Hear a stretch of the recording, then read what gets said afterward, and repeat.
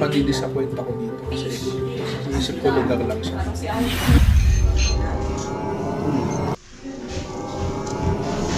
Marauders Brew Cafe. Halika, tikman natin. Masarap na pagkain, mga kakaibang inumin, at Harry Potter na tema. Iyan ang dahilan bakit kailangan mo magpunta sa nakatagong lugar na ito. Madami na din ang nagpunta sa kanilang natatagong kainan. Ang kadalasan ang sinasabi ay masarap, madaming klase ng libangan, at mayroon pang kaiga-igayang kainan. Habang ang ibang sabi ay pangit ang serbisyo, kulang ang mga serbidor, mabaho at madumi ang lugar. Kaya naman, nandito tayo ngayon upang bigyan sila ng tapat at brutal na pagsusuri sa kanilang natatagong kainan.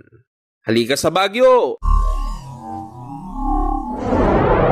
May layong 1,600 metro pasimula sa kalye ng Sesyon. Ito ay matatagpuan sa 47 kalye ng Kisad, Baguio, Benguet. Sa likod lamang ito ng Crown Legacy Hotel. Medyo paakyat ang kalye at kapag malapit ka na, mapapansin mo na tila ito ay isang pribadong tahanan at may limitadong paradahan sa gilid. Pagpasok naman sa loob, ang unang bubungad sa iyo ay ang beranda. Sa tuluyang pagpasok naman ay maaari ka nang tumingin sa tala-ulaman. Malinaw ang pagkakasulat nila ng yeso sa pisara. Ang buong lugar ay nakatema sa isang kinalakihan na nating palabas, ang Harry Potter. Kung naaalala ninyo na ang mapa ng Marauder ang ginamit niya sa paglibot sa paaralang Hogwarts. Maaari ka ding maglaro ng kanilang mga board game, magbasa ng mga libro at sumubok ng mga kasuotan. Ang ilan sa mga ito ay luma o palumana. Yung lugar naman ay malinis. Napakadaming palamuti. Maaari kang pumili ng mga uupuan mo, maaari ka ding sumalampak sa sahig.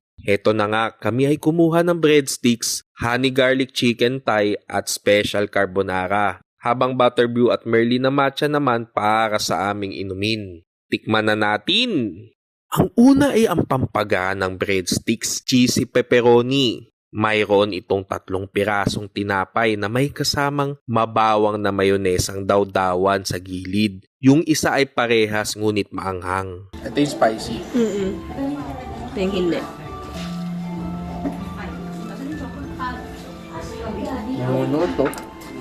Nunod. Ito ay malutong ang labas habang malambot naman yung loob. Lambot.